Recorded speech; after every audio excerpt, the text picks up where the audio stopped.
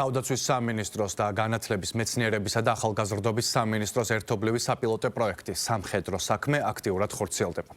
საქართველოს თავდაცვის ძალების შესახებ ცნობადობის ამაღლების, პოპულარიზაციისა და ახალგაზრდებში სამხედრო საქმის შესწავლის მიზნით საგანი ქვეყნის მასშტაბით 127 საჯარო სკოლაში ისწავლება.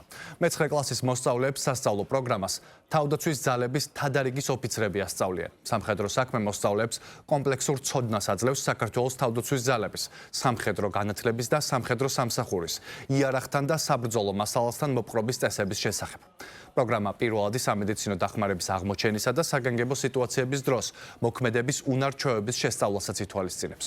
თეორიული პროგრამის გავლის შემდეგ მოსწავლეები ერთი დღე ჯარში პროექტის ფარგლებში სამხედრო ბაზებს სტუმრობენ და ადგილზე ეცნობიან სამხედრო მოსამსახურეების სამუშაო პირობებს. ასევე მოსწავლეებს, რომლებსაც გავლილი აქვთ საგანის სამხედრო საქმე, უპირატესობა ენიჭებათ საზაფხულო ჯარის ბანაკში მოსახვედრად.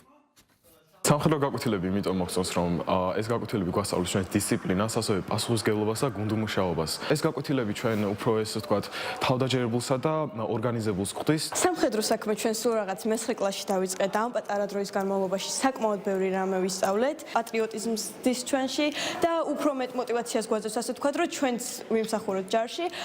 ვნახეთ ჩვენ ვიდეოები უკვე ძალიან ბევრი ამას შესახებ და საკმაოდ საინტერესო იყო და მე თვითონაც მომინდა რომ წავსულიყავი ბანაკში, ასე ვთქვათ და მომიცადა ჩემ თვითონ ეს ყველაფერი. როდესაც მოგვეცა იმის შესაძლებლობა უკვე რომ სამის დროსგან გამოიყო ეს თვალსაჩინო მასალაც.